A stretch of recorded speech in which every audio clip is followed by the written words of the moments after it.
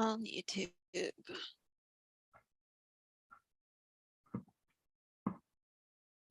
Sorry about that, Jamie. All good. Trust me, I am easy peasy over here. All right. Oh, there we go. Should be back. We're back. We're back.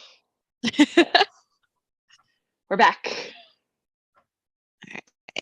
Making sure that it's working. All right. Welcome to another episode of Star Wars Rebels Revisited. Happy Monday, Rebels. Good to see everybody here as soon as they get back into the chat. Yeah. A little bit of a technical difficulty. Hope you're still with us. I think it froze again. Looks like it's going for me. Yeah. Oh, wait, damn. What is going on here? Yeah, it froze on my end too. All right, well, what we're going to do then is I'm going to end this live stream, but keep going. We're still live on YouTube. Okay. I'll post the link in the Facebook page for YouTube. Facebook doesn't like us women. Facebook was giving us big time issues during the watch along, so it's misogyny so much as just being a lame platform. So yeah. it actually looks like it's working again on Facebook. Oh, okay. I'm looking at mine right now. Let me see. Oh, maybe it was just a hiccup. All right, well, we can stay on if it's not frozen. We'll try. Okay. It's doing this. Yeah, mine's buffering. Weird. Yeah, may have spoken too soon. YouTube. Threat. That's why there are people there, I guess. Yeah. All right, let's. Well, we can stay on both, and if the Facebook one is garbage, then it's garbage, and the YouTube one hopefully is a little cleaner here. Yeah, not a problem. Oops. So again, happy Monday, everybody. Thank you for joining us.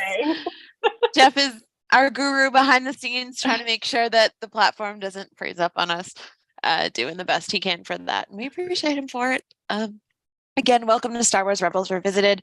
My co-host this week, because Mark is vivaing in Las Vegas right now, is my good buddy, Jamie. Give her a huge round of applause. Yeah. Yeah, I'm clapping for myself. Yes. Gotta be your own hype girl, right? That's right. So Jamie is also a huge fan of Star Wars Rebels, and she was the natural choice for me to ask to fill in for Mark this week. So what better to discuss the women of Rebels than someone who, like us, eats, sleeps, and breathes Rebels every day. Yeah. So welcome. Thank you for having me. This is awesome. You're welcome. Yeah, no problem. Tell us a little bit about your love of Rebels and what you got you into it. Yeah, for sure. So when Rebels came out in 2014, we actually didn't have the means to watch Rebels. We did not have access to Disney XD in our current living situation. But we were actually just about to move down to Florida. And I got my first role as a cast member. I'm no longer a cast member, working at Hollywood Studios. My first assignment was actually Star Wars Weekends. And I remember, talk about being thrown into the fire. Being super overwhelmed, brand new cast member, literally turning the corner to come out on stage and like walking headfirst into Chopper. Like Chopper was just out roaming. And I'm having similar experiences, getting to meet Ezra and Sabine like while I was at work, and I was like, uh-oh, this is going to be my new thing, isn't it? This is going to be my thing. And seeing the animation courtyard all like dressed up for Rebels and really promoting Rebels and everything, I actually started watching it at work. I was watching it on my breaks, and I just couldn't get enough of it. And it definitely, like, anybody that would listen to me talk about Rebels was definitely in for some very long ranty TED Talks about just my love of the whole thing. So really, I don't know what that's like. I know. My friends are like, oh God, she's going to start talking about Rebels again. Here we are. And now with, Ahsoka coming out and seeing all these little places that they've managed to kind of pepper in the lore from Rebels, I'm just like, oh, just you wait, y'all, just you wait. So it's definitely become my passion. I absolutely find it to be the most fascinating and the most beautiful part of the Star Wars saga. It's Yeah. definitely, yeah, there's so much in it, and there's so many wonderful layers and beautiful characters and incredible storytelling that it's definitely, to me, it's just such a standout in the saga, and I love it. My whole heart, I love it. Yeah. Well, thank you for sharing that with Yeah. us. Yeah. So, we're going to get into the women of Rebels and the importance that they have, not only on their immediate friends and family, blood and chosen, but also like the Star Wars universe as a whole. There's some pretty impactful women in this group. So we'll get into that in this week's episode. But first, we're going to go into what's to come this week on the VCN, what to look out for.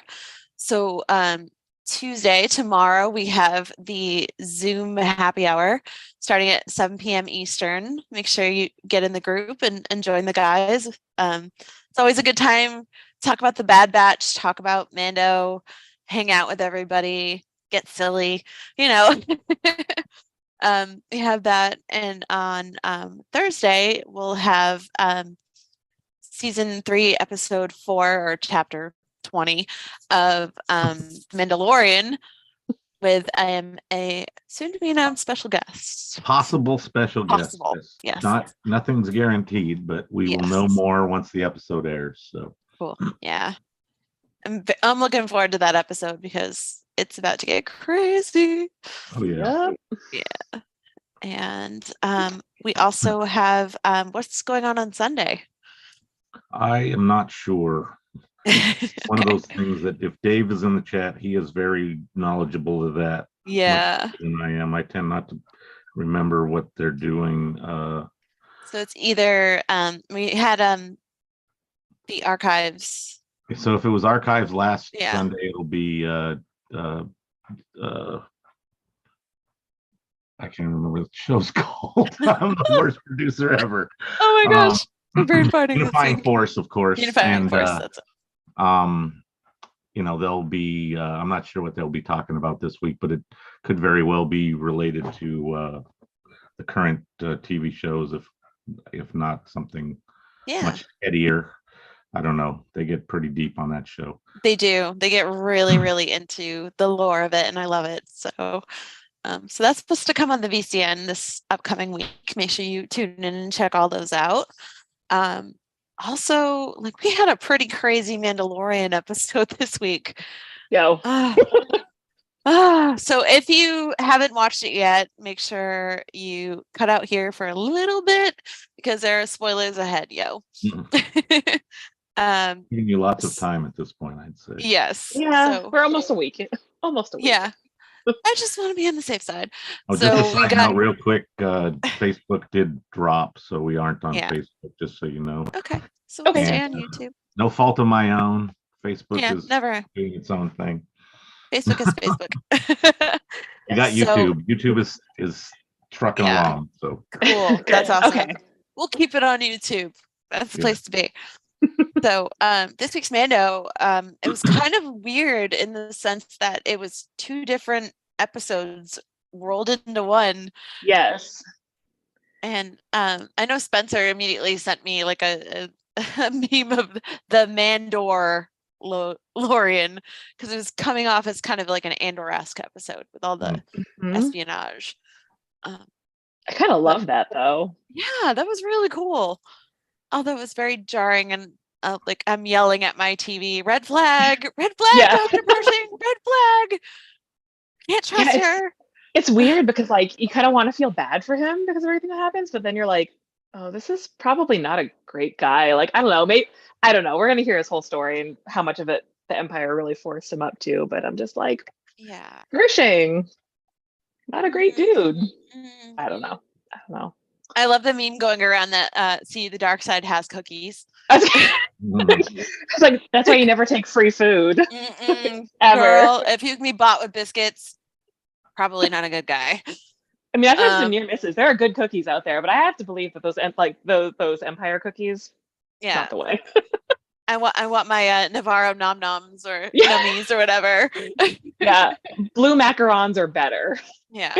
Blue The macarons are yellow better. biscuits. Like, come on now. You got bought by biscuits, Pershing. Come Yeah. on. Yeah. But it was really cool to see Katie O'Brien back. Mhm. I got to meet her at Rhode Island Comic Con, and she's a awesome person. Such a badass. But like this episode, she was just like dance, puppet dance. Like, Yeah. The hand on the dial in that, like the last seconds of the episode, that was a hard watch. I was like, that's really hard to watch. That's hard to watch. So yeah. Like it's also, it just presents so many like ethical questions too, right? Because, this is the New Republic using this machine on, for reprogramming of Pershing, right? And it's so strange because like, that if this had been like the Empire, it'd be like, oh my God, this is horrifying. Like, this is horrifying. But then you have the New Republic saying, well, we're doing it for your own good. We're doing it as the New Republic. And it kind of just raises some very interesting ethical questions of like, who's right, who's wrong there, Hey, Carson Tiva, who you looking for? Like, the real questions. Yeah, for sure. And also we get to see Bo Katan keep her secrets. So Din was out cold when she rescued him and pulled them from the living waters of the mines of Mandalore. And she didn't tell him. She didn't tell him about what she saw down there and that giant mythosaur. So why do you feel like she kept that secret? I think Bo-Katan is one of those characters that has so many secrets. Like every time that we kind of see her, like whether it's the Clone Wars or in Rebels or now in The Mandalorian, she's such a leading and a key character. She has had such a strange and varied history that sometimes I almost wonder if it's a self-preservation act where she just doesn't want to let more people in for her own safety, right? She's had a lot of trauma as a character. She's had a lot of, terrible things happen to her as a character, but she's also sort of been on, I suppose, depending on who you ask, like the wrong side of history, because you could kind of argue that she was a terrorist when we first saw her, right? I mean, she was a straight up terrorist. Girl was for the bad side, so so it's sometimes I wonder if part of why, especially with a character like Din, like how much of that does he really know? Probably not much. He probably doesn't know much about Mandalore really, and my thought would be that it's almost like a self-preservation thing, and she's really keeping some of those secrets of Mandalore like close to her so that she doesn't have to maybe expose Din to those things, because he's pretty far removed from her Mandalore. Right. So I don't know. We're gonna see. Yeah, I loved when she was talking to Grogu about like, I knew Jedi, and even fought alongside them, and it was just like, it's so cute. Yeah, and it's sort of a nice reminder too that so many prevalent Mandalorians have really fought alongside Jedi, and how closely the history of Mandalore is tied to the Jedi, all the way back to the Darksaber. So it's not something that ever really goes away, like that relationship between the Jedi and the Mandalorian. It's something that becomes a little more contentious depending on the timeline. Yeah. But it never really goes away. It doesn't. I think she used it to bond with Grogu because she knew that Grogu had the Force and that he had to find Ahsoka Tano to train Grogu further in the Jedi arts. So that's why kind of giving him some kind of like peace, like taking his mind off of worrying about his dad for a minute. That was really cool of her to do. I just want to know how long she just sits and broods in that throne before she just waits for somebody to show up at her palace, right? Oh yeah, like that video of her just being like eat cheeses and we're in the hang on, lounging. Gonna go put on my armor. Somebody at the door. In my boot. Relax. Definitely drinking a box of wine while she's waiting for somebody to come knocking on her door. That's why she put the droid there, so the droid could tell her when someone's coming. Don't see me drinking my whatever box of cheap wine. I'm sorry. Yeah. She's had a tough go of it. So I mean, I definitely think she would have earned something like that. But she's an interesting character because every time I sort of start to feel badly for Bo-Katan, I think to myself, I'm like, she's got a lot going on. How badly do I really feel for Bo-Katan? And I will tell you for full disclosure, and I feel like you'll agree with this, of the two, I've always been a Satine girl personally. I know that's a hot take. I know a lot of people don't feel that way. Yeah, I've always leaned harder into Satine than Bo-Katan. That's because Kenobi's in love with her. Don't even Well, pretend. listen. But also, I mean, from a leadership standpoint, I think if I were to choose one style of leadership over another, Yeah. I would probably err towards Satine. Obviously, it didn't go well for her, so maybe that's not the right way, but I don't know. It's the way of peace. And when you're dealing with Maul like that and how Right. like beneficial Maul is to Maul and Maul alone, Mhm. yeah, it was, they just put their faith in the wrong person. Yes, And it did not go absolutely. the way they planned. Absolutely. And there is always something to be said too for, I mean, poor Satine fell in love with a Jedi, which was obviously sort of doomed from the start, which so Porky weird Grease. I can't Porky think about that Grease. without laughing. Sorry. That was Like, truly, that was Mark a will missing die character on that from this one. hill. Mark will die on that hill. Listen, I'll be right there with him. I'll be right there with him. But yeah, it's also sort of, I feel like, a cautionary tale, right? Because so far, everybody that's fallen in love with a Jedi, it has not gone well for them. Padme Amidala, Harrison Dula, it has not gone well. Yeah. So it's like Mara Jade doesn't even exist in the. It's true. It's true. On a scale of like Satine to Mara Jade, it just it doesn't go well. It's not bode well for those women. Happy Women's History Month. Oh, yeah. So we're going to get into our discussion now because we have talked a little bit about The Mandalorian. Mark sent me some notes and I feel like the notes, Mark is amazing. And we definitely have to share his thoughts in between our own. So I will let you start wherever you would like to start. Sure. So listen, I've been thinking about this all week because as we look at even just the header, just our background of the show right now, right? Yeah. Like that's such an impressive lineup of women. Like, hello, like it's such an impressive lineup of women. But what really catches my attention is that if you look across that line, so many of those women are attributed to being sort of like the mother of the rebellion. So I started thinking about that, and I've seen Lothal referred to multiple times as the cradle of the rebellion, really where it all kind of started. Yeah. But then I started thinking even deeper. And for me, I think a lot of that starts with Mira Bridger. Yes. And Mira and Ephraim, right from the get-go, they were sort of like the front lines of rebellion and the front lines of speaking out against the Empire and, sort of a rallying voice on Lothal. And, as a fairly new parent, as a new mother, the thought of being doing all of these super risky, super dangerous things in an effort to give your child like that better future and to give your child that freedom, I think is incredible. And I feel like Mira doesn't always get the shake that she's kind of deserves because like think about the risk of just being that voice when nobody else is speaking out, right? It's true. And the amount of reverence that people who knew the Bridgers treat Mira and Ephraim with is just like amazing because these people saw their planet being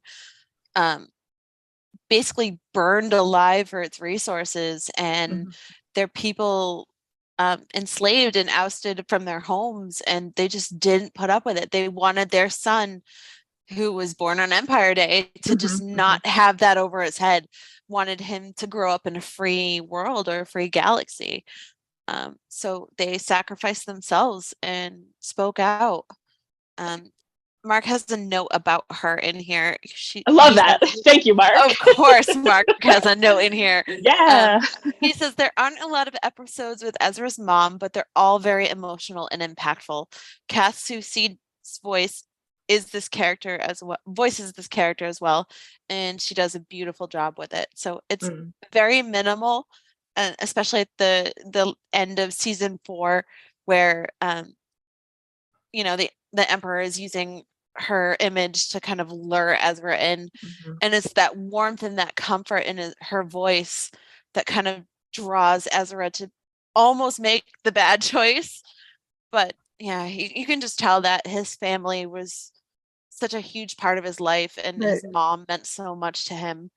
Well, and one of the great things, and I think about this a lot, and I don't think there's really any answer in canon for this, but like, we don't ever know if the Bridgers knew that Ezra was a Jedi. So many of those Jedi children are taken so young. Yeah. And we don't really ever know if his parents knew that he was a Jedi. But I think without sort of that, like, part of what makes Ezra so interesting is that he, sort of like Kanan, is not just a Jedi, but he's a rebel. So I think in a lot of ways he kind of inherits that from both sets of his parents, right? So he has that rebellious spirit from the Bridgers, and then he kind of becomes a rebel by grace of Hera and Kanan. Yes. So I love that he's like that amalgamation of both of his sets of parents, as it were. So the blood family and the family that he chose. Yeah. Absolutely. That's a really neat way to think of it. But you think about it, Ezra was 7 or 8 when his parents were taken, and he was an orphan. So usually Jedi children are taken much younger. So I think you're right. I don't think they knew that he was a Jedi. Or if they did know, maybe force sensitive. Yeah. Making even the conscious choice to say, no, he stays with us. I mean, we don't know. Yeah. Because the Jedi were so persuasive about being like, hey, we're here for your kid. So yeah, exactly. Legend of Korra. Hey, your kid's the Avatar. Let's go. So be taking this. Bye. But yeah, she was a huge source of comfort and an inspiration of rebellion in Ezra's life. So yeah, agreed. She's huge importance. Yeah, you got to start with Mira, for sure. Definitely do. So I'm going to talk about, let's see. Oh, Minister Tua. So this is an example of, when like ambition and wanting to appease your superiors literally blows up in your face. Literally. Literally Great way of putting it. Yes. So Mark's notes on her say, this lady was in over her head from the very beginning. I didn't feel bad when she was killed. LOL. I like that he put the LOL in there. Yeah. Once again, Kath Soucie is great doing the voice. And he has total love for Kath Soucie as a voice actress because she did Mon Mothma in Clone Wars as well. So she's doing like rocking out the Rebels women and the Clone Wars women. It's just, she's an amazing voice actress. So and Tua is one of those characters we see so little of. And she doesn't really do anything until that like desperate plea to like sort of get out of Lothal that you're like, yeah, maybe she's a redeemable character. Maybe she's a redeemable character. I don't know. And then when you think she's a redeemable character, that was definitely not a death I was mourning. When that happened. It's probably bad to say. Yeah, you and Mark are in agreement with that one. It was. I was kind of hoping that she would become like a source for the rebellion, like a redeem herself and be like, look, I'm really sorry. I learned this much about the Empire. The Empire didn't want any loose ends, so. For sure. And, when I think about her and then later on, I think about Price, and I ask myself a question because we see this theme over and over and over in Star Wars, like how many of these actions are really being forced upon otherwise decent people by the Empire, right? You think about, well, I have to appease the Empire as a way of staying alive. How much am I willing to do? How many people am I willing to step on or worse in order to stay alive? And I think some people, like the difference between like a Tua and a Price, in my opinion, is that Tua, I think Mark sort of nailed it, right? She was in over her head from the get-go. Yeah. She's sort of that government worker that was in over her head from the get-go and really just focused on fame. So I don't know that I would say that there is necessarily malice there. But then when I think about somebody like Price, I think that is a malicious person, an evil person, a bad person that enjoyed acting on the will of the Empire. Exactly. So we'll get into her now. Right into Governor Price. Just get him out of the way. Get her out of the way. So I love Mary Elizabeth McGlynn. She's a wonderful person, incredible voice actress, voice director, lovely person, but she is just like evil as Price. Like you start off watching Governor Price and she's like she's bad, she's bad, but then there's just Mhm. certain things where it's just like, wow, this lady is really freaking unhinged. Like, she's willing to do this to get, make Thrawn happy and get Mhm. the Empire where she thinks it should be, appease the Emperor. And, she straight up murdered Kanan. Listen, Straight I'm up murdered Kanan. Like, still girl. dealing with that. The so the other thing about Price, so I will, full disclosure, I struggled through the Thrawn books. I've read them. I struggled through them. It's not my particular style of genre of Star Wars book, but Right. the story that kind of came with Price in which Thrawn book was it? I can't even remember now. Oh, man. Sort of her rise, like in Yeah. Lothal, like her rise to power and everything she kind of did. Mhm. For a while there, you're like, all right, we're getting like the more human side of Price. But then, to your point, she kills Kanan, and I don't care about the human side of Price anymore. She killed Kanan. Yeah. Throw that in there, and it's like, again, how far do you have to go before you can, and the same could be said about Kylo Ren, but that's for a different show. How Yeah. far do you have to go before you say this person is completely unredeemable? There's no forgiving this person. And Right. I think that was, the straw. That was, yeah. Mark says Governor Price is one of his all-time favorite Star Wars villains, which I agree. Okay. All right. She is cold, calculating, and evil. She kills Kanan, which is amazing because basically she gets it done and she is not to be messed with. And I get it. It's like all these like Inquisitors were sent after Kanan. Well, and that's such a great point, right? So I think Yeah. thinking about a woman like Price, so where Inquisitors have failed, and I mean, hello, Kanan even fights Vader, and Kanan walks away from the fight with Vader, Yeah. right? So you have these these Sith, right? And these highly trained people going after Kanan and failing. And then you have a mere mortal, right? Like Yeah.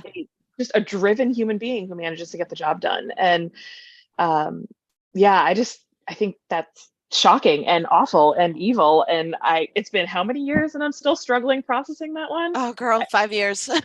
Listen, I will tell you, I think I've only seen Jedi Knight probably 3 times. Same. I literally, it's like that episode of The Office, like Scott's Tots. I just skip it every time because I'm not here for the emotional, like, I just can't process it. I don't know. Ooh, I have a hard time with that episode. To me, it's also the episodes that followed when you just have Yes. like his mask and the calicori and the knife with his hair and his like Hera just holding the calicori and crying and Chopper's just with her, like the grief, like it's the scene that I can't I like truly, like the end of Jedi Knight, but also the scene that absolutely, like, I will never forget Vanessa Marshall's delivery of the line where she asks herself why she hadn't told Kanan sooner. Like, why, like, I think about that and I'm just like, woof. But it kind of comes back to what we were talking about earlier, right? About how just these ill-fated Jedi love affairs just never go well. Ugh, breaks my heart. Breaks my heart. I can't process. Yeah, I know he knew. But yeah, Governor Price is just an unbelievable evil woman. Like, she just does not care about anything else but getting the TIE Defender program up and running because it is Thrawn's baby. It wants to work so closely with Thrawn and thus so closely with the Emperor. It's all about status with her. And just the cruelty and the calculated evil, like, it's kind of rubbed off from Thrawn on her when she decides to blow up that refinery and just so yeah, she's responsible for one of the worst deaths in Star Wars. I'm telling you. Hard agree. Absolutely. Hard agree. Yeah. It's like, and I think the other thing, I'm so sorry. I think about that death and I think about Jedi Knight and it gets me because, like, you think about the rest of the crew in that moment. And, like, we all kind of know that Kanan knew what he was getting into at that point, right? Like, we knew what was happening, but, like, think about somebody like Hera, who has been, she's completely incapacitated because of the drugging and everything that she has gone through, the torture that she's gone through. You think about somebody like Sabine, who is this hugely proficient, like, weapons expert. You think about everybody else in the crew. And these are people that under different circumstances would be able to save their crewmate. Like they would be able to swoop in, grab the ghost, grab the phantom, swoop in, save Kanan from that platform, and they'd be done. But like just to know that they are so highly capable and they have pulled off similar maneuvers in other episodes and other Yes. missions. And then Yeah. this is the one where it just doesn't happen. It kills me because these are such capable characters, and it's that Yeah. moment where like no matter how skilled they are, And they were it's the outmatched. most basic thing. Like again, she killed Kanan Jarrus with a fuel cell explosion. Not a lightsaber duel, not force choke, not a blaster, a fuel cell explosion. Something that would just totally take him out and not give like she was aiming for everybody. I really think so. I think But so too. yeah, I think and so the too. fact But that he used the force to just push them away and get them out of there. Ezra wasn't strong enough for that in the force because he's still a Padawan, he's still learning. And Kanan had just refound his connection, and I think he also realized that this is what he had to do to save his family. He spent a lot of time meditating up until this point, and you just see like the evil on Price's face as she realizes that Kanan Jarrus is dead. And I'm like, you bitch. Like, I was just so angry. I'm like, Karma's going to come around and get her right in the, like, oh, I was so furious.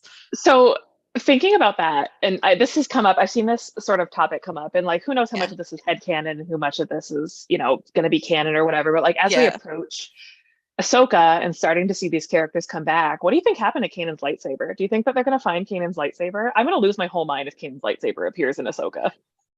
Well, Hera still has it. Wait a minute. You're totally right. No, I'm so sorry. My brain was he didn't bring it with him. No, you're totally right. Disregard. Yeah. That was, I was no, but it's cool. I mean, really angry. I will freak out, Really and I angry. think that's probably one of the reasons why they're bringing it into Galaxy's Edge is because it's going to be featured in Ahsoka, and maybe we'll see Ezra training with it. Hell, maybe we'll even see Sabine training with it. Oh, Jason. Yeah. How could I forget about that? Okay, yeah, Listen, I'm terrible. Yeah. Well, and it's funny because like my brain was thinking about that, like when they did that whole preview from Celebrations of Days Gone By, with the Ahsoka trailer, where you see that little hand, and like that little hand is going to be Jason. So yeah, I was definitely my brain skipped a beat there, but yes, we know where the lightsaber is. Disregard.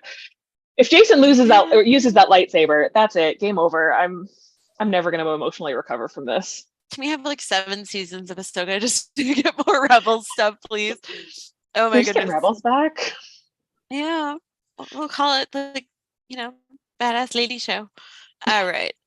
We're gonna move on to let's see. Oh goodness, Princess Leia. So our girl Princess Leia. That was so like cool to have her just show up from that ship, and I'm like, wait a minute, I know those braids. I know who that is.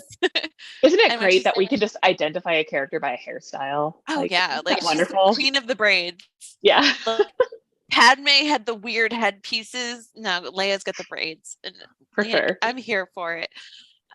It was really, really cool to have her be on this, and you can see her even at 15, playing a part in the rebellion and coming up with a pretty brilliant plan with the rebels to steal a ship and get supplies for the rebellion. Like this is stuff that like Bail Organa would be really proud of, right? If he knew, but he'd also be terrified and be like, oh my god, what am I letting her do?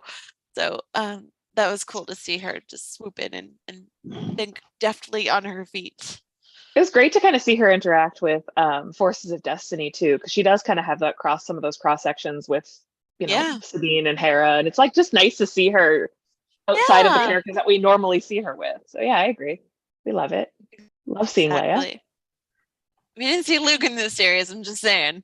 I'm like, they have enough of Luke. Yeah, he's busy moisture farming. Yeah, doing Luke. So Mark says we only have one episode with Leia. But like Sabine, she's a teenager going well above and beyond what is expected of her for the greater good. Yes, she is. I wish we had more time with her in the show. And Julie Dolan is awesome as the voice of Leia. So, I think it added a level of like, Carrie Fisher-esqueness without Mhm. having to go back in time. Definitely appreciated that. Well, looking back on it now that we have the Obi-Wan Kenobi show, I think it's really nice to have sort of all these ages of Leia. You know, we see her as a Yeah. really, really young child in Obi-Wan Kenobi, and you see sort of that pluckiness and um, Sass. that sass, yeah, that spunkiness in her. And then you see her, I guess the next logical like age point would be Rebels. And you see that she hasn't outgrown that. It's, you know, it's just sort of become who she is. And then, you know, of course you see her in episode 4. So um yeah, it's great to see her kind of grow up and get more of that context around her before, of course, her most iconic appearances. Yeah, definitely. So it's like it's the beginning of her steps of like, you know, pointing in Vader's face and Yeah. Yeah. Had to come telling from Vader somewhere. off. Had to come from somewhere. And hi, Ahsoka. Yeah, it was really, really cool to have them kind of plan a heist with her. And, you know, the Rebels crew was really good at heists. So why not incorporate Princess Leia in helping them steal ships and supplies? Works for me. Absolutely. Absolutely. Totally on board. 10 of 10. Want more 10 Leia. of 10. Yes, exactly. So other one we're going to go into is Mon Oh, Mothma, the queen of the rebellion, I absolutely. think. Yes, I would agree with that. I would agree with And that. And then similarly to Leia, right? Like how blessed are we? We are like yeah. blessed and not stressed. We are getting so much Mon Mothma content. So Mark is obviously a fond fan of Monma. Genevieve O'Reilly, Carolyn Liston, amazing actresses who have voiced her. Genevieve O'Reilly has voiced her in this, so that was good to get her back into it. Well before Andor, but um, kind of bridge the gap from the prequels and bring her into animation and now back into Andor. We get to see the start of her role in the rebellion. So I think she had a lot to do with incorporating the Rebels crew, the Ghost crew, into the rebellion as a whole. Like they're not just a cell of rebels anymore. They're part of a larger network of groups trying to save the galaxy from the Empire. So she was that catalyst, I think, more so than Ahsoka, that I agree. kind of gave not Ezra, sorry, too many people, Hera, the purpose of like, okay, well, I do have to protect my family. I am worried about Lothal, but we also have a bigger purpose than this. And it woke her up. And Well, and Mon Mothma too. I mean, uh, that relationship between Hera and Mon Mothma, I think, is a fascinating one, right? Because we know yeah, that Hera is around well into the New Republic, which means that she probably has had a lot of other intersections with Mon Mothma. yeah, And I think that's something that I would love to see come out somewhere in books or in, you know, whatever content we get Hera in next. Um, is that more of that intersection with Mon Mothma? Because the two of them are furiously working away at keeping this rebellion alive and directing the rebellion. So training pilots, yeah, getting absolutely. supplies. Yeah. And we Absolutely. see that. We see some of that. We also see her run afoul of Saw Gerrera. Hmm. So Saw Gerrera wants her to stop playing the Empire's game and playing by their rules when it comes to planning the rebellion and just start being like, okay, whatever, you got to do whatever it takes to be free of the Empire and including killing people. Hmm. And it just kind of goes against everything that she's known. And it made her question where she stood and her beliefs. Like, can she keep doing things the diplomatic way, or Hmm. can she just be like a complete renegade like Saw Gerrera? Like, she has to find a ground in between. So it was a big question for her to ask herself: what kind of leader do I want to be? What kind of rebellion do I want to run? And Hmm. more importantly, like, how should I grow as a person? Like, how should I change everything that I thought about myself if I do these things so the rebellion wins? It was a very, very tough call for her. Yeah, it's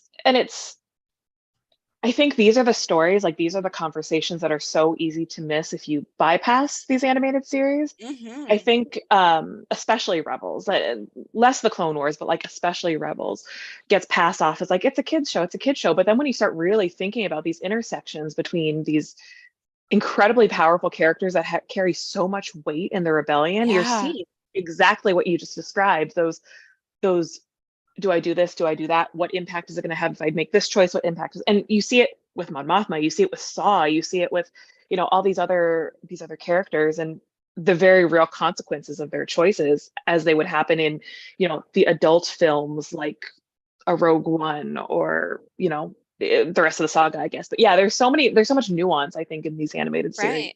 especially Rebels. So And I think go watch Mon Rebels. Mothma, yeah, I think Mon Mothma and Rebels is what leads to Mon Mothma's story being shaped in Andor. I Mhm. think we see her getting smuggled out of the Senate for speaking up, finally speaking up against the Emperor, and and just shutting his rules and realizing that, she's going to protect the people first and foremost, no matter what. Mhm. And we see the beginnings of that on Andor, and the decisions, again, the people that helped shape the leader she became after the Senate collapsed and the Empire took over. Um, so that's where it starts, but this is where it ends. So it's just Right. kind of cool to see that whole like span of her career.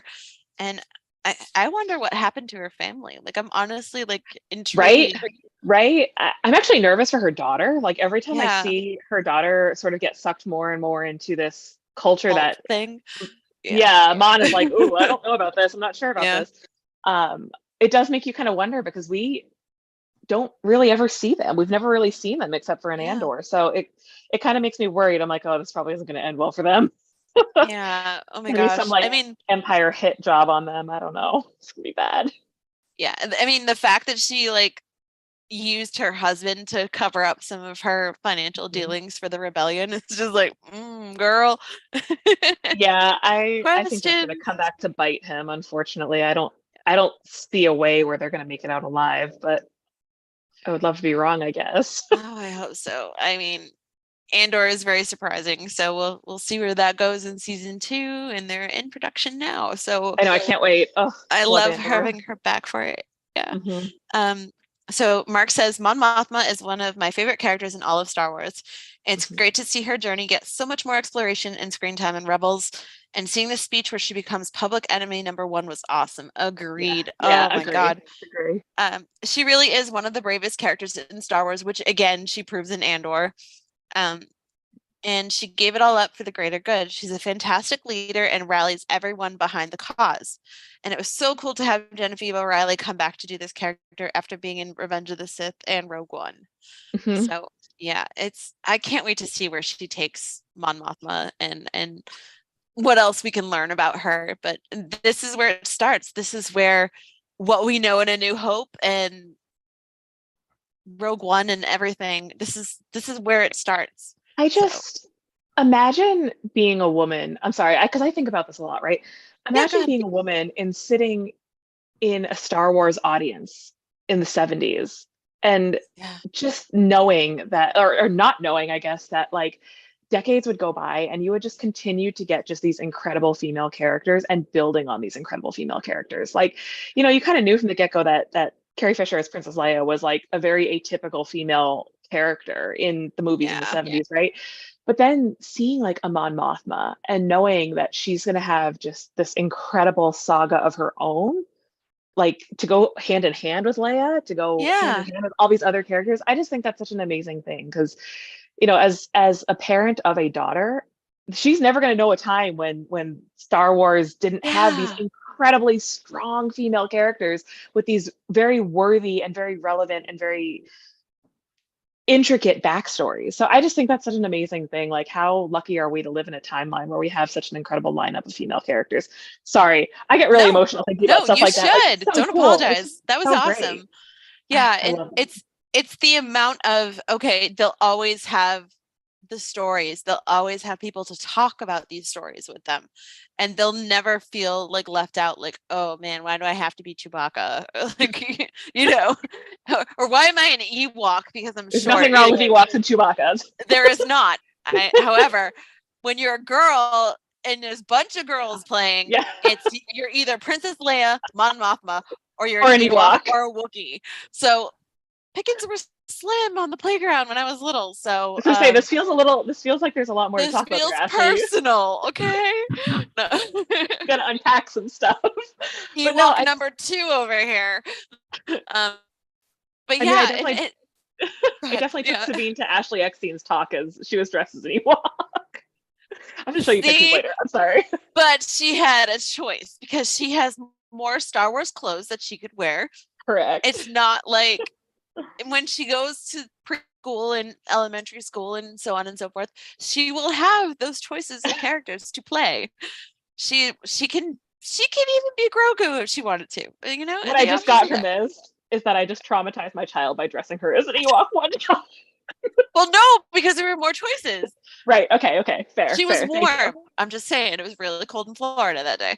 So thank you for validating my parenting. I always, you do it right. Okay, so we're gonna move on to Bo-Katan Kryze. We will get to her. So we covered her a little bit based in Mandalorian and the amount of trauma and personal loss, both of her planet and her people, and more importantly, her family, her sister. Mm-hmm. We don't know where Corky Kryze is, but we didn't see a body, so he's still alive. I'm just saying, for Mark's sake. Body. You didn't see a body at Grogu's Jedi school. Calling it now. But yeah, Bo-Katan, again, she's not as evil as like bitter as she has been in the Clone Wars in Rebels, but she is still very angry with Sabine and for making the Duchess and weaponizing the Mandalorian armor and killing Mandalorian people. So she gets to learn a little bit about Sabine and the sacrifices Sabine made in order to get this weapon out of commission. Survive and make her family proud. But she's not proud of it either. And it's not like, haha, I made a weapon to kill our people. It was, I'm sorry, I didn't want to do this, but that's why I had to destroy it. So I think her... Oh, go ahead. No, finish your thought because I cut you off. Go ahead. No, I think her coming to an understanding with Sabine about the guilt that Sabine feels about this kind of humbles her a little bit too, because she did what she had to do to protect her people and to save her family, because the Empire doesn't care who is a well-known house or not. They'll kill you if you don't listen. So. Well, and I think it's another example, and I'm just seeing how fragmented the Mandalorians really are. Yeah. And how deep the divide is between different sort of groups of Mandalorians. And yeah, I think it's just one more step along the way that, thinking about Bo-Katan in Mandalorian, it kind of just makes you realize like how much tumultuous Mandalorian history Bo-Katan has really lived through, and it doesn't really seem to show any sign of stopping. So like she's really been through just so much craziness as a Mandalorian. I don't know. It's a wild. There's so much history on Mandalore, and there's so many twists and turns in Mandalore that I'm not gonna lie. Sometimes I have a really hard time keeping up with it. But yeah, she's definitely had it rough, old Bo-Katan. Yeah, and the fact that she of all people should know what it's like to be siding with a traitor. I mean, my God, she sided with Maul because she believed her sister's peaceful ways were not enough for the warrior planet of Mandalore. And Maul was going to unite Mandalore, and she believed that he could do that better than her sister. But unfortunately, it cost her sister in the end, and it cost her planet because she put her faith in the wrong person. So she knows what it's like to harbor that guilt and that grief. And I think that's where she bonded with Sabine the most. But again, she goes from like siding with the Watch, the Night's Watch, and fighting for Maul and then ultimately having her sister be killed right in front of her. Because Maul is vengeful and everything that he promised her was a lie. He just wanted vengeance on Obi-Wan Kenobi for cutting him in half. And yeah. Tough go of things. It's also like, imagine being Bo-Katan and just seeing the dark saber just get thrown around so many times and we still don't know how Moff Gideon got it, so yeah. Well, yeah, right. And then there's that. But it's just I almost feel bad for her with stuff like that, because it's like, she wants so badly to sort of bring Mandalore back, and I don't know.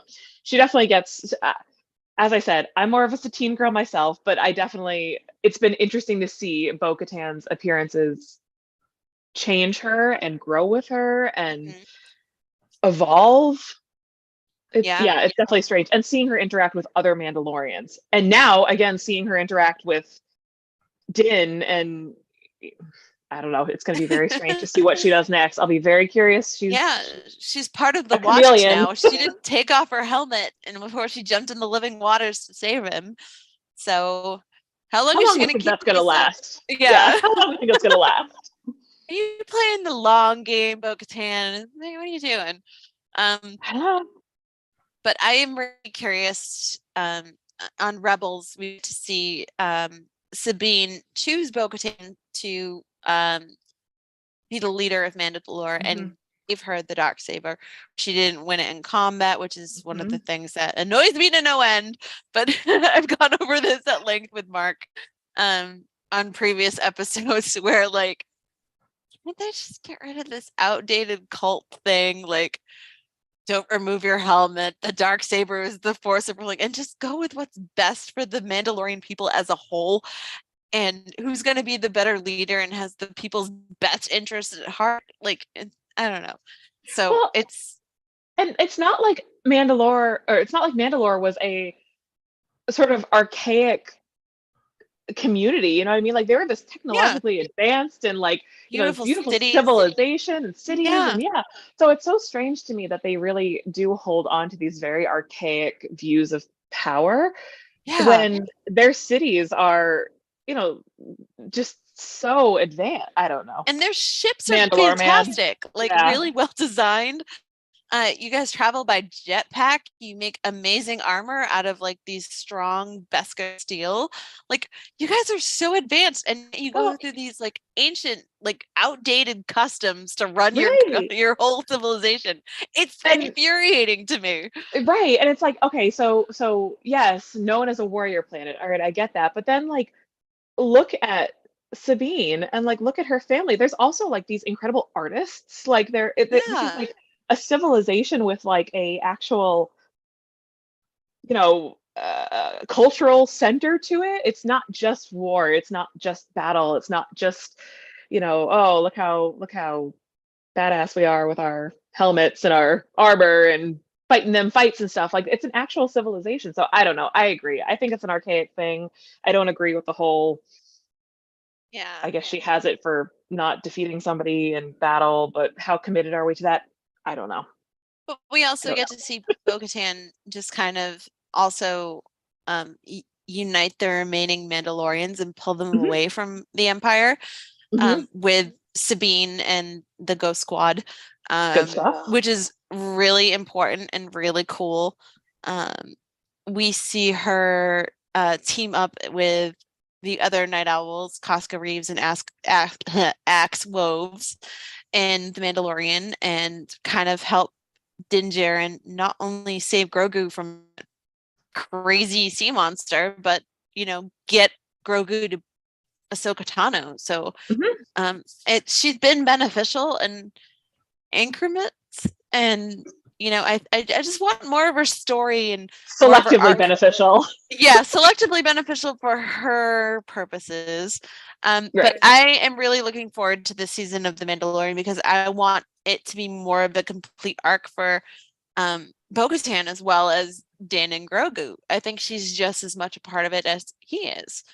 Well, and listen, Katie Sackhoff also, I think, like, what an incredible what an incredible role for her, because she's gotten to really take Bo-Katan through all of this. All of it. And that's She hasn't very had to rare in Star share Wars. Bo-Katan. Yeah, she hasn't had to share Bo-Katan with anybody. So I just think that's a pretty cool thing, and it's a pretty special thing. And obviously she takes so much joy in the role. Like when you listen to her interviews or listen to her talk about, her involvement with Star Wars and her, you know, really just being this character. Like she obviously Yeah. takes so much joy and she's so passionate about it. So like, And her again, dad's a big Star Wars I nerd, know, so it's something I that she know, can share with him. yes. It's adorable and I love it.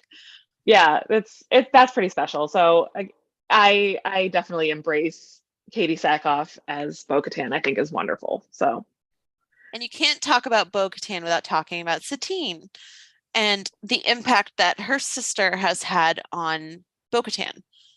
yeah, So again, running Mandalore and having it be a peaceful colony and a peaceful planet, and still keeping to like some of the old traditions, but kind of losing the warrior aspect of things. Mhm. It caused a rift between Bo-Katan and Satine, and I think the grudge that Bo-Katan felt about her sister just being like, this is what makes us Mandalorians. Like we have the warrior spirit. This is what happened years ago, and this is what we fought for, and this is how we stay as a people and tradition and history.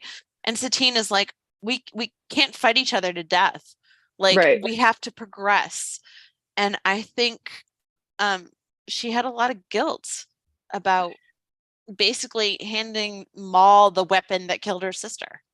Well, and I think it's sort of a cautionary tale of extremes, right? So it's you have two very opposite ends of the spectrum with Bo-Katan and Satine, and it sort of shows that if you lean too far one way or the other, Jedi, it's not going to go, there are going to be repercussions on that, and there has to be sort of that balance in that. So, but yeah, I think what an awful fate to know that your sister handed your murderer the weapon. Like it's a terrible thing. Oh my Um, God, yeah. but I think it shows the dangers of leaning too far in one direction or the other. So, And the fact that Sabine's weapon is called the Duchess, yo, like, ugh. yeah, there's a lot to unpack there, and That hurt when I saw it. I was just like, oh man, and it kills people like who were wearing Beskar, like the further knife into like Bo-Katan's heart, like just yeah, as cruel as it can get. yeah, it's definitely, again, I've said it before, I'll die on the hill. She's a very complicated character with a lot of trauma, and maybe it's just that Mandalorians don't know how to process trauma. I don't know. Mandalorians need to go to therapy. That's what we've learned from this. Across the board, just all of them. Din needs a hug. Yeah. Bo-Katan needs a therapist. But just having Anna Graves was fantastic as Satine. Like she just the jab that she had back and forth with, and this is getting into Clone Wars now. Yeah. With James Arnold Taylor's Obi-Wan. They're good. so good. But the line that kills me, and you know what line I'm talking about. If you had said the word, I'd have left the Jedi Order. And I'm like, sorry, Jamie's died. Me. Listen, I just love romance in Star Wars because there are just so incredibly cringy, awkward moments. Anakin and Padme. But there are just some it's wonderful and I love it. As an adult, I have to tell you, I absolutely love it. As a child, I was like, this is weird. But there are some really wonderful, beautiful romances. And, kind of a romance do you have to have a Jedi literally say, like, I'll give it all up? Like, especially Obi-Wan freaking Kenobi, the most truest Jedi ever. It's a beautiful thing. Who has walked the way all the way through, and regardless of anything else that has happened to him, this woman had him in her pocket. Her death scene, man, when Obi-Wan is like cradling that body, that's rough. That's really a rough. Like, look what you did, Bo-Katan. You gave him that weapon. Look, it's. I was so angry at her. See that in live action. Yeah. Seeing it animated was rough. Seeing it live action would have killed me. So I watched Clone Wars after I watched Rebels. I Okay. started with Rebels first. And then I was like, oh, I have to go back and watch Clone Wars because yeah. So I did that during the pandemic. Oh, that's an You know, investment of time, girl. oh yeah. So watching that in between working shifts at Target was so much fun. But we got to that. It was hard. It was really hard. And you could just feel like he couldn't be vengeful because it's not the Jedi way. But this is the woman that he loved. And the woman who changed Mandalore from his warrior ways to its, peaceful, nurturing, future focused outlook on life. Like, But then I imagine can't even also describe like it. we're deviating, but I also just have to get this out because like Yeah. imagine the level of respect for a culture that puts so much pride on like their armor and their helmets and like Yeah. that's such a cultural like deeply emotional thing for Mandalorians. To have a Jedi wear it is just like wow. It's almost like I don't know, it's like a handshake, right? Between two Yeah. very different I don't And know. granted, he was in disguise, but he looked But really even good in that red still, he armor. did. He looked really good. And it was just, Give me a I don't Hot know, the Toys fact figure that of that, he got away please. with it. Yeah. Listen, I have I'll too gladly many. take it. No, too many. And when he took that helmet off, I had a total like a total Cobb Vanth moment where you just see the head of hair and you're just like, sorry. No, that'll be for our next talk about the Clone Wars. Yeah, so we'll go into that. All right. Next step we're gonna go into is Ursa Wren. So we have Sabine's mama. Sabine's mama. Leader of House Wren. Ursa. Yeah, Ursa. I was really annoyed with her in that first episode she appeared in. It was hard to watch because this is the woman that would shoot her own daughter out of the sky because she dared go against the Empire. I'm like, what is wrong with you? Like, it's such a strange thing because yes, I absolutely agree. Like the knee-jerk reaction when you first see that is definitely like, what is wrong with you? But it's also like war just creates such an incredible division in families and survival mode just kicks in and it's like if it's do I shoot my own kid out of the sky to preserve the life of 100 other I don't it's the awful choices come in war, right? Like yeah. it's definitely it's not something thankfully that we've ever had to experience, so we're very grateful for that. But yeah, it's definitely a hard introduction to Ursa Wren because I agree. It's like, wow, this is a woman who would literally throw her kid to the dogs. Yeah, Damn, absolutely. It's rough. And then to know like that she has, that she has Tristan, right? So like one kid's in and one kid's out, and just imagine how that must feel as a parent. I don't know. But to have your son fight for the Empire and be like a Mandalorian under the Empire, like also not great. To me, that goes against everything that Mandalore stands for because Mandalorians were proud rulers of their own people. They were a proud, free planet, and the Empire just is slowly tearing whatever's left of your people apart. They killed everybody on Concordia. It was, yeah, it's not good. But yeah, Mark says, "Ooh, girl, GURL. I would have stabbed this woman when we first met her. She was so terrible to Sabine, but I'm glad, but she turned it around and everything worked out. I'm glad Sabine got her family back." But yeah. the ooh girl, I had to throw that in there. But yeah. I like that. Was it all in caps? Did he do it all in caps? I hope it was. No, it's lowercase, but it's just ooh girl. But yeah, it's just how cold and calculating she starts off with Sabine, but as they go on and they continue to discuss, and the fact that Sabine didn't want to kill her people, and she explained that to her mother, and she just got so frustrated. Like, I'm trying to save my people. I didn't want to do this. This isn't a place of honor in the Empire. This is me designing a weapon that would kill my family, my friends, my people. And you just see Ursa just soften and be like, I have to protect the people that I'm responsible for now. They have your father. So when you throw her father into the mix, it's kind of like you see Ursa's motives for some of it, but again, don't shoot your own daughter out of the sky. Like 100%. I wonder, my view on Ursa is always, I mean, it sounds terrible because you never want to like defend, just a genuinely bad character. Like I would not feel this way necessarily about Price. Yeah. But like when I think about Ursa, I wonder how much of it is really self-preservation, right? Because yeah, they are so closely under the microscope of the Empire that it's really like, again, it kind of comes down to like how much of it is self-preservation to save the greater good. I don't know. It's definitely a hard choice, but I view Ursa as being a woman under extreme duress because she is literally under the microscope of the Empire. I agree. Yeah. And not great. It's the man she loves, it's her people, it's her family. And she wanted Sabine to stay away because coming back there would just get her involved with the Empire. So and you just see those motives come out, and she just kind of softens, and I start to like her a little bit more as a character.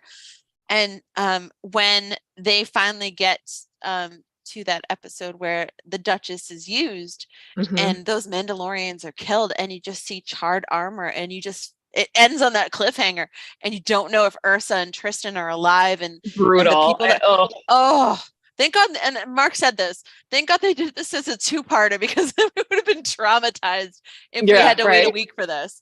Right. Like it's because it's at that point you have a character like Ezra who has genuinely lost both parents, but then to have to see like another literal child. I mean, Sabine is a child. Yeah. And to potentially lose her family like that, especially at the hands of a weapon she created. Disintegrate. Yeah. It just seeing that twice and having that loss twice is like just it was really hard. And again, I'm grateful it was a two-parter because I could just go into the next episode.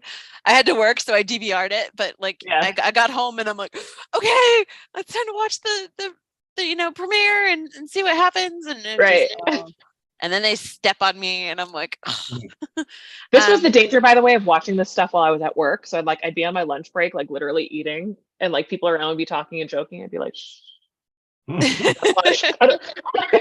Pointing at the TV. Disney, you guys know. Oh, please. Yeah. But it's just to have Ursa, and she seems like a pretty creative person too.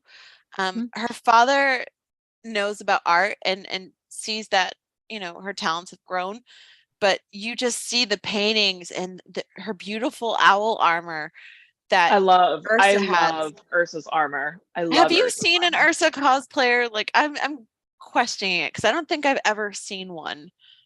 I'm working on it.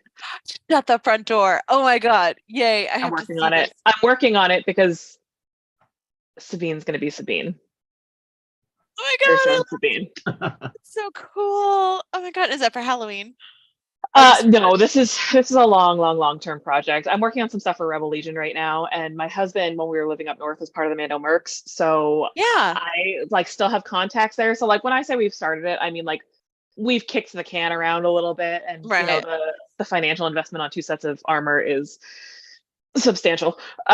So it'll be a couple years, but no, and I can't build anything. She's literally only 20 months old. They don't make baby Beskar. It doesn't happen. So, that's another story. We'll talk about that off camera. We'll talk about it later. Yeah.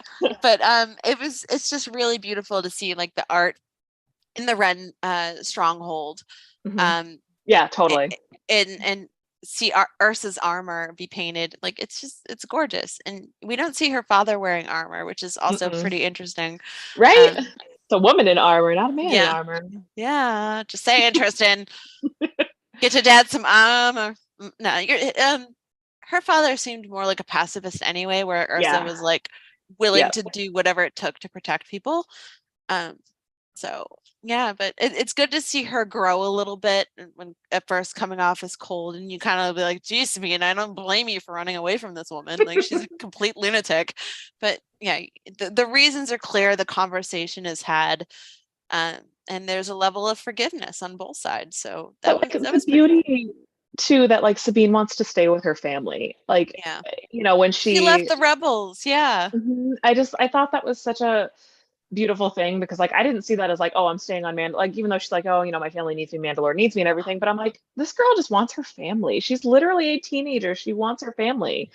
And you could argue that Hera and Zeb and Kanan and Chopper and Ezra have become her family, but like there's something that's you want your family. I don't blame her for wanting two families, so I'm glad that she got that back. Yeah, especially where she's gone from in the Imperial Academy to building this weapon to being on the run and not seeing them for probably years at this point. And that's why her brother doesn't even recognize her. And so few characters get that opportunity, right? Like, yeah, we are just so used to in Star Wars hearing that parents are dead. It's like all the Disney movies. Yeah, the parents are dead. But like in Star Wars too, like you don't always get that chance to reunite. So I'm glad she got that. Yeah. So we can't talk about Ursa Wren without talking about her daughter. How much time we got? Let's go. So it's one of the things that we bonded about is my love for Sabine, because she's something that we haven't seen in Star Wars up to this point. A creative person, a creative teenager who sees art in everything and just wants to create on everything. And that's the part that I connect with her the most. And I would like to build Sabine armor too. I've been thinking that idea around myself, knowing a few people in the Mando Mercs. But just to have her go from an Imperial cadet who's just completely traumatized and her brilliance in dealing with weaponry and explosions being used for evil like this, because they threatened her family, they threatened her people, and then to have it destroy her people. And it's heartbreaking, but you see where she got her strength from, and becoming there's a kind of like a cold relationship between her and Hera, like whereas Zeb is pretty much trusting towards Kanan and Hera at first, right off the bat. Sabine just kind of still did her own thing. She was just kind of like the cool, aloof teenager who blew stuff up and painted things. Like she wasn't really viewing them as a parental entity yet. And I think once she had that conversation with Hera and they got to learn more about each other, that was huge for their relationship, and they began to gel as a family. So yes to all of those things, absolutely. I think, let alone, what I love so much about the way that Sabine is portrayed is that, let alone the trauma that this girl has about being in the Imperial Academy. Traumalorians. The Traumalorians. They all need therapists and hugs. Yes. But she also is a teenager. And we forget that. Right. And I think that's one of my biggest, like, and again, we don't have a ton of time to talk about these things, so I'll try to stick to the point. But one of my big things that I think a lot of people forget with Rebels is that the oldest member of the crew is Zeb at 40, if I'm not mistaken. Yeah. And the youngest member is Ezra. Kanan and Hera are only in their 20s. So like this is still a very young group of people that are still meant to be sort of exploring, their identity and their lives and learning all these things as young people, but they're thrown into war. So what I love about, to your point about that sort of coldness and that standoffishness with Hera, is that you could argue even without war that she just doesn't want to be told what to do by an older person, because she's a teenager and she's in that rebellious stage. But she also just has so much trauma. And I think one of the things I love about her style of fighting and using her art as a weapon is that she takes something that was so traumatic, which was, this weapon and this way of fighting from the Empire, and really embraces it and makes it her own thing and makes it still gets the same effects by being herself. So she kind of reclaims that, I think, from her training with the Empire. But yeah, I mean, at the end of the day, what I try to remind myself, and what I think people need to remind themselves, is that she's still a really young kid, and she has just been thrown right into the fire of these absolutely horrific situations as a kid, and that's traumatizing. So, I think the way that it's presented and the way that she kind of engages with other characters is really well written, in my opinion. Yeah. Especially two of my all-time favorite episodes, Trials of the Darksaber. Yes. Watching her get that release with Kanan and watching her just absolutely crumble, I think is just incredible. Two of my all-time favorite episodes of anything in Star Wars, Trials of the Right. Darksaber. It's the Incredible. it's the discussion that she had with Hera and the walls coming down with Hera. And I don't think she got to have that with Kanan. And there was a lot of her that was still a mystery to Ezra. So learning about this, hearing this, sitting with Fen Rao and Fen Rao letting them know what he knew about the Wren family and what was going on Mandalore, it kind of offered them all new insight into what she was dealing with. Like, this girl has a lot of weight on her. It's heavier than Beskar. And the amount of love and compassion and creativity and the focus to just share this part of her with her family and break down that wall and become, I don't want to say, well, maybe you could say bonded with the Darksaber, because based on what we've seen, the Darksaber is heavy and it has a mind of its own. So hard to wield. Yeah, hard to wield. And she manages to do it because she has that focus and she bonds with it. So as much as she's bonding with the Darksaber, she's bonding with her family, her ghost crew, and Fen Rao, because he's become a prisoner, but also a major part of the rebellion. And not only that, but a major part of letting them know a kinder way of what Sabine is talking about and who Sabine is. Well, and I love that Fen Rao gives her sort of the gift of like, yes, gauntlets. exactly. Yeah, the gift of like how Mandalorians fight. So Kanan is trying to teach her how to wield a Darksaber like a Jedi, like how a lightsaber, a Jedi would wield a lightsaber, right? And Fen Rao's like, yeah, all right, that's cool. Anyway, here's some Mandalorian toys to play with, like while you're, waving around this Darksaber. But for me, it's just the moment, like my breaking point, and I still, like, on the right day, I still cry over it because I just think it's such a powerful moment, is when she's sparring with Kanan and she literally kicks him off of her and like sends him kind of flying. And I think about just that release that she must have to like have that that adrenaline and just everything kind of coming out and coming into her own. So I see Trials of the Darksaber as really just sort of like her Renaissance moment. Just coming into her own, and I just love it. I love those two episodes. Love them. Yeah, it's pretty amazing to be able to see her growth in that episode, and it's an iconic Sabine episode. And I also love like how she's able to talk about her art with Lando of all people. I just watched that episode. Because puffer pigs, hello. Listen, we were talking about this. There he is. Yeah, he's pretty cute. He's propping up my back right now. Yeah. So it's just really kind of cool to see her be inspired by all these artists, and to the point where even Thrawn takes notice and recognizes her art. Like, I want to see what Sabine is doing. Like, obviously we see the epilogue, we see that beautiful mural of the ghost crew, the Loth cats, the Loth wolves. It's almost an iconic piece of Star Wars art, as long as like along the same lines as the daughter, the father, and the son, the hands. So I want to see what she's doing now. Like, I want to see how her art has progressed, and I'm excited to see about that in Ahsoka. She's gonna totally have new armor. Like the next time we see her, she's gonna have totally different armor. Oh my god, I think that's what I'm most excited about. Like, what is she gonna look like with her hair? What is her armor gonna look like? I don't want any leaks about it. I just want nervous. I'm nervous. I trust Dave, and all these characters mean a lot to him, so it's gonna go forward. But speaking of Ahsoka, let's get into our girl Ahsoka Tano. Where's my cat? Oh, she ran away. Okay. This is usually her cue to jump on my lap again, but she's like, I already did. It's fine. I would have died if she just like reacted and just like, here I am, I'm right here. She will. You could have seen her back and forth. But Ahsoka Tano, Fulcrum.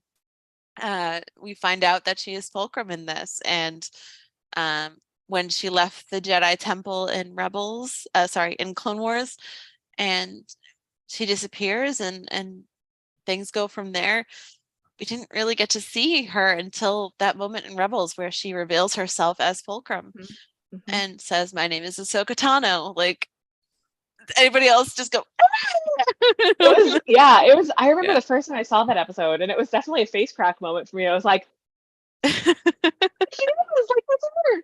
So, I yeah, it was nice to see her. It was definitely Yeah. nice to see her back and to see sort of what she was up to as, you know, this not Jedi who managed to sort of stay undercover and stay on the run and not get apprehended by the Empire. So yeah, it was definitely great to see her. I love thinking about the fact that like Ahsoka and Callus and Cassian are all kind of doing the same thing right now. Like, Yeah. listen, I want to be going to that board meeting. Like, And what are you guys Rex, yeah. and Rex, yeah. Like, what are you guys up to? Like, Rex is so like the clone Fulcrum right now. Like, yeah, uncanny. yeah, he's definitely a busy dude. Um, so it's nice to see her. What I wish we had kind of seen more of with Ahsoka, and I know it's a tricky thing, right? Because she isn't a Jedi. We spent all this time talking about how Ahsoka's not a Jedi, but I I would have loved to have known, and I guess I don't really know. I think this is just very indulgent. I don't think it would have anything to do on the series, right? But like Kanan and Ahsoka like would have been in the temple around the same time. So like I just would wonder like what their experiences would have been because they were such different experiences We see between that in Tales of the Jedi. You know, we we see do. young Um, Caleb watching her train. So but just such a different but even like their training were so different and I don't know I'm fascinated. I'm both fascinated and a little frustrated by sort of what they've done with Caleb's story because I do feel like we kind of retcon the Kanan comics. That's another story for another time. yeah, um I can see that. I feel like some of it we've kind of deviated from that and I loved those comics so I was a little frustrated by that but Oh yeah. you know that's such a huge part of his background is you know being a Jedi and going to the temple and he was around for all of that stuff going on with the temple bombing and Ahsoka being ousted and or Yeah. not being ousted I suppose walking. I Walking guess away, that's yeah. neither here nor there for our rebels conversation but yes it is it was very exciting to see her come back. It um I was. I love the symbolism with the daughter. So I like that we kind of got a little Morai. bit more of that. Morai, yeah, definitely see the convert bird. And you're like, oh, this is an Ahsoka moment. I personally love how Dave keeps so many things that are important to him personally mm, in Rebels, like conservation with like the whales, the mhm, wolves, mhm. the wild cats. Um, Bo-Katan is modeled after his wife, and um, it's just Ahsoka having the convor, which is named after his wife, Right. Yeah. and her love of owls. Like it's so cool to just have these things interwoven to with Dave's favorite characters. Like you can tell which characters are the most important to him Mm, based on what aspects of his life are woven into those characters. So it's mm. really cool to see that. Um, Mark says, Ahsoka lives. Is Ahsoka the most important female character in all of Star Wars? I think you can argue this case. The Padawan of Anakin Skywalker, she's the teacher and mentor to Ezra Bridger. She'll be working with Sabine after the events of Star Wars Rebels looking for Grand Admiral Thrawn. A Fulcrum working with Bail Organa, a leader in the rebellion, she finds Grogu and helps bring him to Luke. She redefines what it means to be a Jedi or a Force user. She's the glue holding everything together from the Clone Wars to the Mandalorian and the sequel trilogy. And of course, Ashley Eckstein is our real life Ahsoka and a real life hero in the fandom. Yeah. I will say, so I have the pleasure of being living quite near Ashley. So we have crossed paths many a times, and I actually just saw her Thursday, couple less than a week ago, and she Yeah. really, I mean, when I say this woman is she is just such a light. I mean, she is absolutely just such a beautiful human being inside and out. Yeah. Like she is so giving and so kind. And she just really is all about, you know, celebrating who you are and being who you are. So yeah, Ashley Eckstein, I would definitely agree with that. Like she's definitely um a wonderful, wonderful force for good for everything. She's great. Yeah. And it's just good to see Ahsoka. Ahsoka's also responsible for also just as much as Mom Mothma for also pulling the rebels into the greater cell of things and helping her realize that, hey, Hera, there's a bigger rebellion out here, and there's still people operating covertly to get the message out here and spread information to destroy the Empire. So when she finally tells Fulcrum that she wants to be a part of it, Ahsoka joins them, and I think it kind of shocks Ezra because it's like, whoa, okay, you fought in the Clone Wars, and it wakes him up into like, okay, this is what you can become. She's a real Jedi, and some of my favorite things are watching her go up against the Inquisitors. Yes, with Kanan and just getting the job done. Like, yeah, it's definitely it's a watch. I love, and even in the Clone Wars, but like in Rebels too, I love watching Ahsoka fight. Like, I think she's so unusual because she does have the two lightsabers, but like just seeing her movement and the care that was put into designing her sabers and making sure, based on the katanas and everything, and watching her sort of moving with them is just it's really neat. I definitely will say I do love watching Ahsoka fight. Shout out to Lauren Mary Kim and Ray Park and the mocap in season 7 of the Clone Wars. Like, just Ahsoka's strength as like so strong as a lightsaber fighter, and basically putting Maul, who's dastardly and tricky, like literally having to climb to the top of a building to get away from her. She disarmed 2 Inquisitors. Like, this woman is fierce, and we haven't even saw the half of it. So I think we're gonna see more in Ahsoka to come. But yeah, she's really big, and I love how they didn't. It was hard watching her go up against Darth Vader and then thinking that he destroyed her, and having Ezra have the chance to go back and save her. That was really awesome because she was also the voice of reason when it came time to possibly saving Kanan the same way he saved Ahsoka. And she was like, no, you saved me. It didn't change anything. Like, it's just me and Vader in that thing. So whatever happens, there's no like repercussions from that. But if you save Kanan, you all die. So it's just forcing him to think logically in a very emotional time for him. Like, I like to think that this version of Ahsoka is the voice of reason and the voice of experience and the voice of peace. So whereas Kanan is teaching him how to be a Jedi, Ahsoka is teaching him how to think logically and kind of be that gray Jedi area, because he was all for it. He was going to run in and save Kanan and stop him from getting destroyed on the top of that fuel cell. And I think you see that come back again. I mean, with the choice to sort of throw himself into wild space with Thrawn, he does he explains it's so strange, like listening to him kind of explain what he's doing, because he's just so calm about it. Like, he's just so even keeled about it, and it kind of makes you wonder, to your point, it's like, well, how much of that is Ahsoka rubbing off on him, because he was just such an irrational little urchin of a character in season 1 and just so young. Exactly. And by season 4 he is a very different Ezra. And also I think Kanan was doing a lot of meditating and a lot of being at peace with nature. So having the Bendu give them that spiritual side, and then Ahsoka kind of teaching him what it's like to not only think about the rebellion, but to not be so Jedi-y about things, and kind of give him the full circle of training.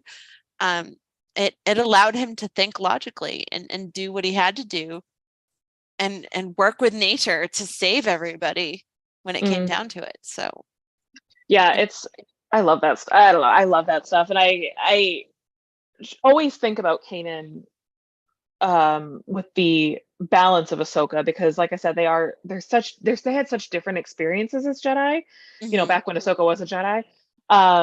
They had such different experiences with such very different masters. And I don't know that you could argue that really one master was better than another, because Anakin Skywalker in his heyday, before he was, went the Vader route, um, he really was an atypical Jedi that still managed to teach, incredible lessons and skills, and impart those things into Ahsoka. And then Diba Billaba, I mean, she had granted, I think a lot of it got moved to Legends, but like she had a pretty incredible career as a very atypical Jedi under Mace Windu. So Right.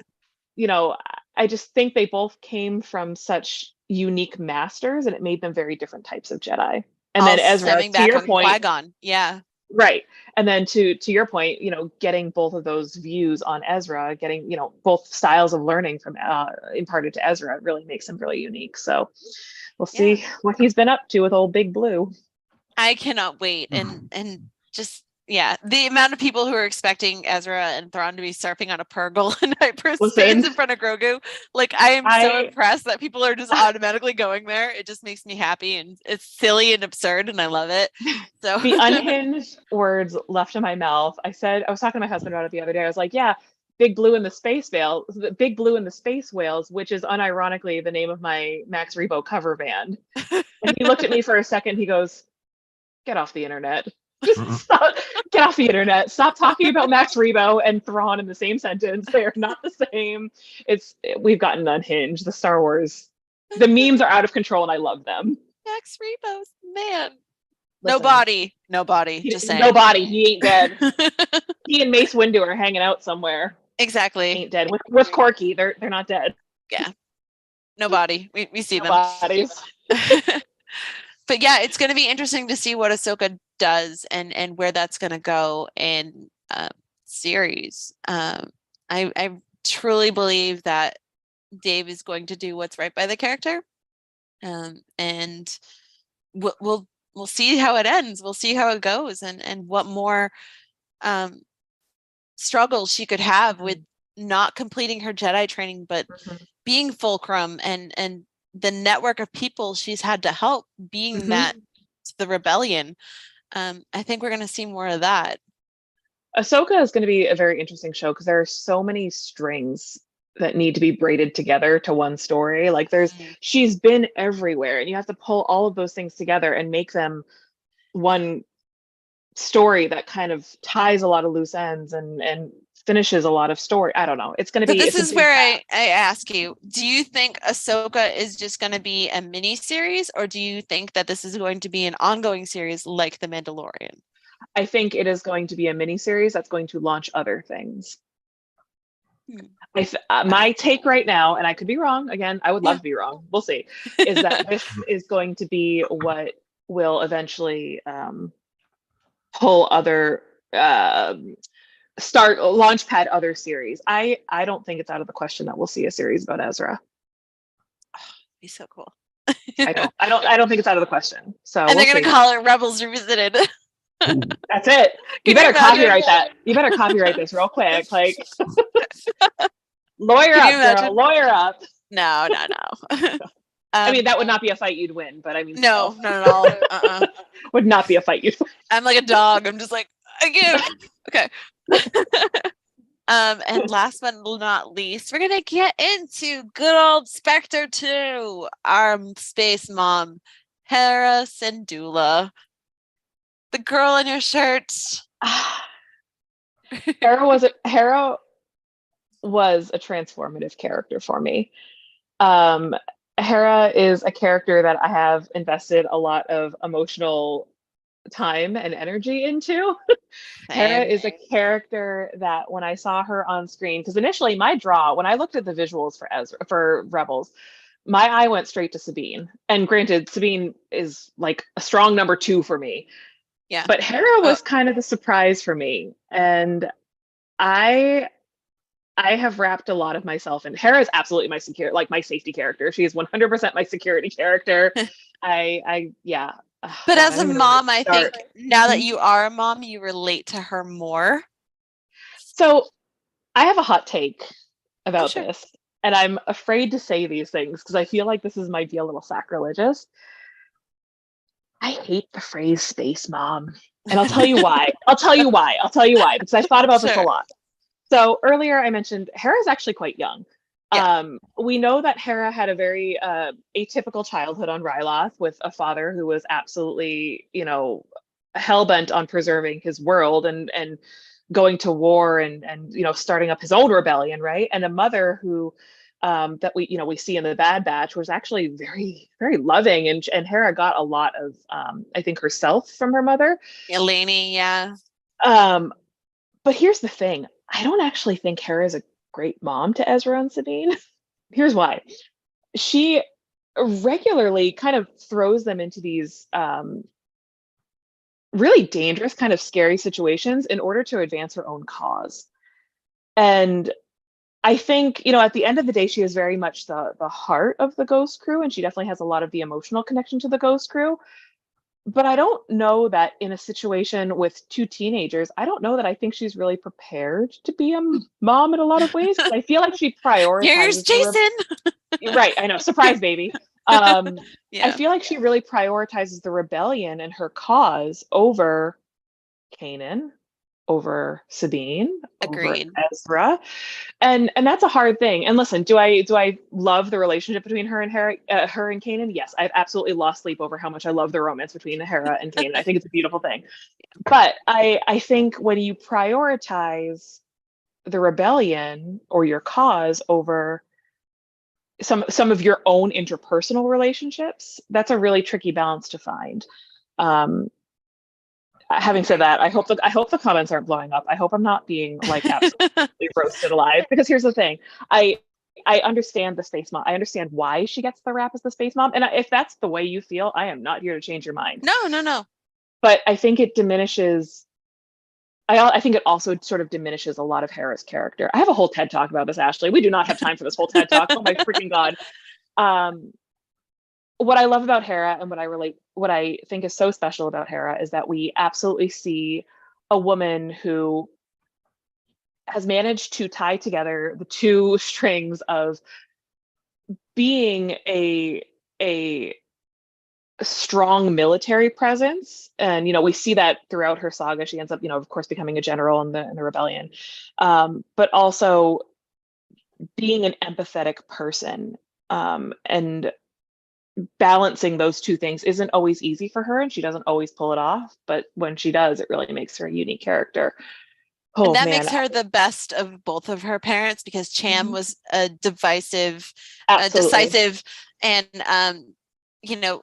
a hero to his people on Ryloth, and Eleni was just loving, like she loved her daughter. She was worried about her daughter when she was on the run from the Empire and they were in prison. But I also love how she saw so much of what could be with the rebellion. Like, okay, we're here, we're fighting for Lothal, but there's other planets that need us too.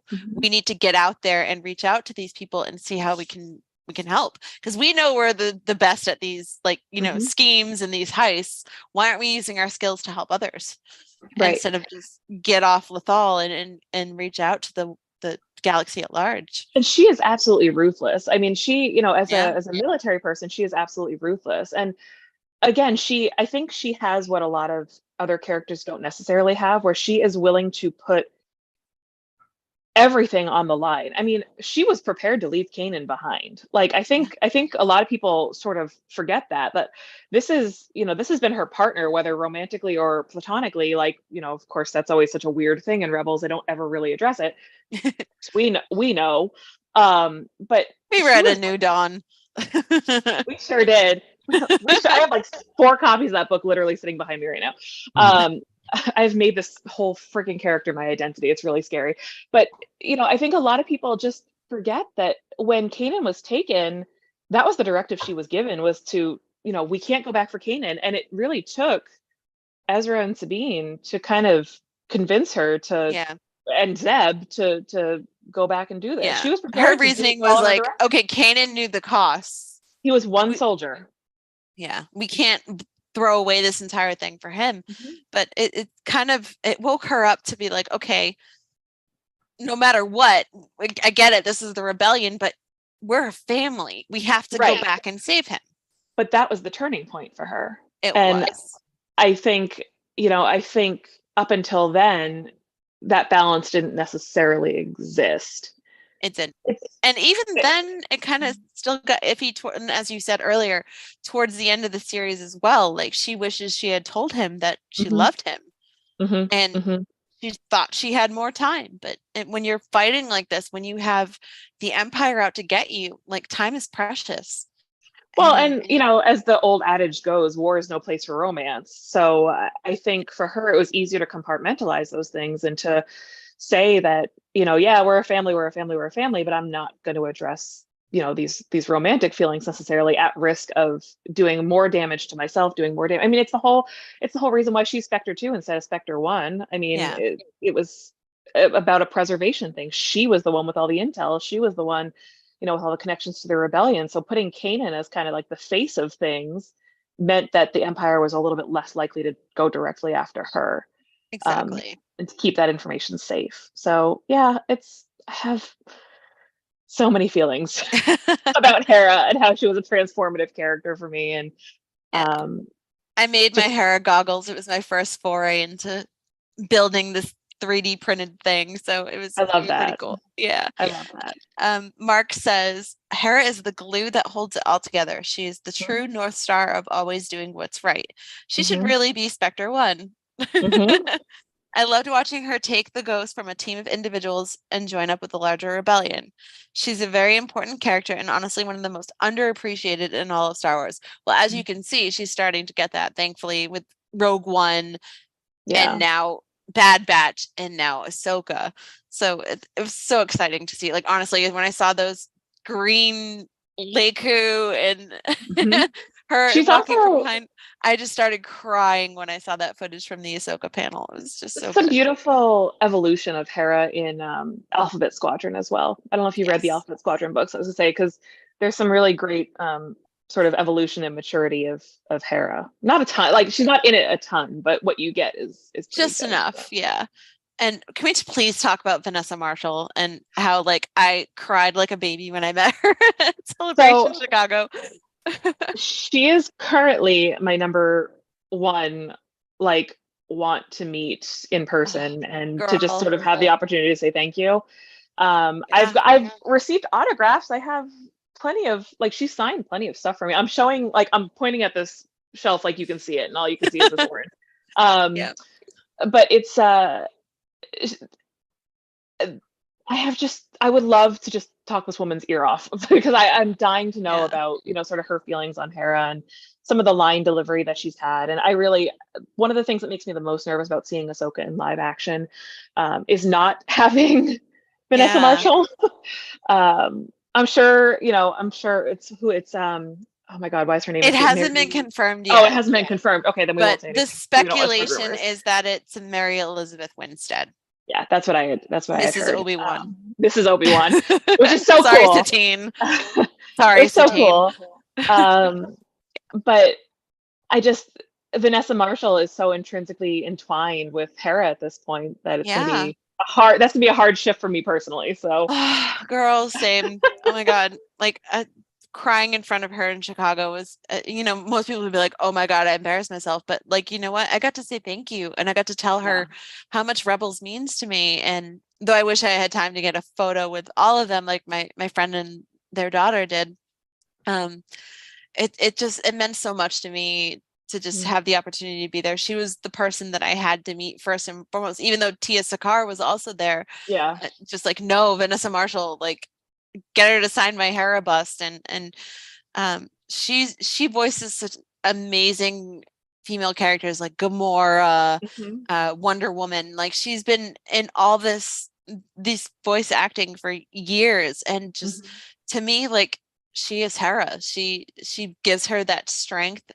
and that sarcasm and that snappy wit and that we love so much. And so I really hope you get to meet her as soon as possible. Now that she's doing cons again, so it's entirely possible. Hopefully she gets to MegaCon.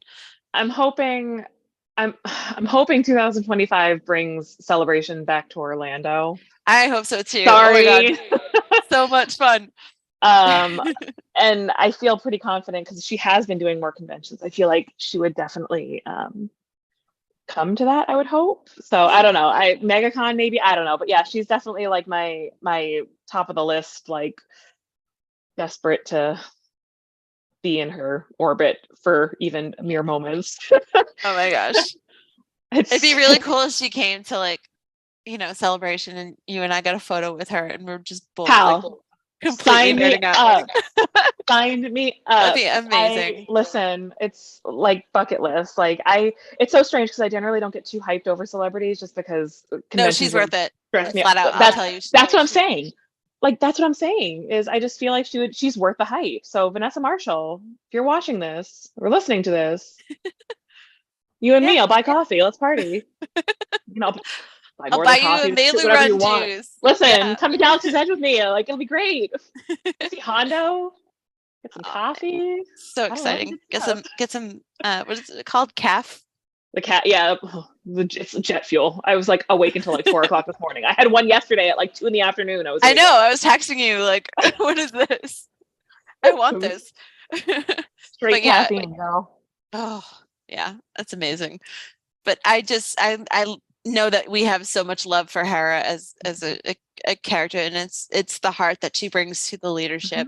And again, it's going to be amazing to see where it goes from here and how much of a role she'll have in Ahsoka. I don't think it will be as big as Ahsoka and Sabine. I think she'll be there, and it's hard to have her not be there. But I think Chopper will play a pretty big role because of the way they wheeled him out on stage. I just want to know what's up with our little green baby. Like what's going on with Jason? Because if we're getting Jason, which again, this is all speculative, right?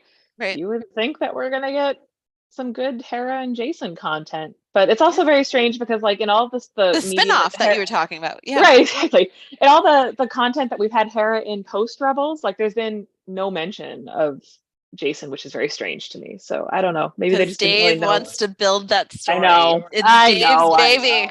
I know. It's just so strange when like reading the Alphabet Squadron and there's like no mention of her kid. You're like, wait a minute, where's Jason in all this? Like she's seriously out there like rebuilding building the New Republic and there's no mention of Jason. I'm sorry. Like I said, this is a TED Talk, girl. Like I could talk for 2 hours about Hera. It's a whole thing. Well, that's good. I'm glad we didn't lead with her because we'd still be talking about her. We wouldn't have gotten anybody else. Yeah, we saved the best for last.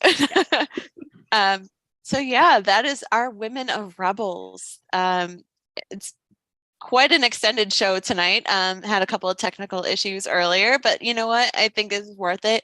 We had a very in-depth conversation of each one of these amazing women and good or bad, how they impacted the fight against the Empire or the fight against the rebellion in some cases, and where they're going to go from here and future Star Wars properties. So make sure you tune in and check out everything else on the VCN. Get excited for Boonta Eve coming up. Woo! And oh my God, it's like what, 3 weeks away, something like that. It's getting close. So you guys are if you're going to London. If you guys are going to London, you're in for a treat. Let me tell you. So people are starting to get their badges for Celebration, and I'm like, oh my God, I love Alice Zhang's art, and the fact that it's such cool art on those badges. I want it. I want them all. I can't wait till they go on sale after Celebration and are available. I'm gonna frame them all. I want Chopper. Gotta get him. I think it's surprisingly the amount of people that are like, I want Chopper in the Celebration group. I was just like, I love all of you. Thank you for being that way. Is he a kid's badge again? Did they make him a kid's badge? Because it always makes me laugh when they. I don't know. I haven't seen a single person get him yet. I've seen the 4 days Mando and Grogu. The Saturday is Leia. And that's all I know. That's all I've seen. I think they revealed a couple of the other single days, but I can't remember who was on what. Oh, okay. I'll just check it always out. Makes me laugh. They're like, it's the droid with the most kill counts, and it's going to a kid. Enjoy, kids. Enjoy. But yeah, make sure you turn into the VCN this week and stay up to date to all the Celebration news as it drops. We'll have it for you. We'll have the Intergalactic News Desk. once celebration gets started, keeping you up to date on guests, events that are happening. Any questions you have, this group is here for you. Again, thank you so much for joining me. I really appreciate you, Jamie. This was It's awesome. so No, fun. thank you. Yeah, Please definitely a chill, passion. chill. This was so great. Yeah. Yeah. Anytime you want to come back on, just let me know. It's Well, a girl, lot of fun. you let me know. Okay. Cool, I'm cool. always here. Yeah. Thank you so much. I really appreciate this, y'all. You're very welcome. And for Jamie and Mark, who's a ghost, but he's here. Ghost In Mark. spirit. Ghost Mark is in spirit. And Jeff, thank you for joining us. And we will see you guys next week. May the force be Yay. with you. And happy Women's History Month.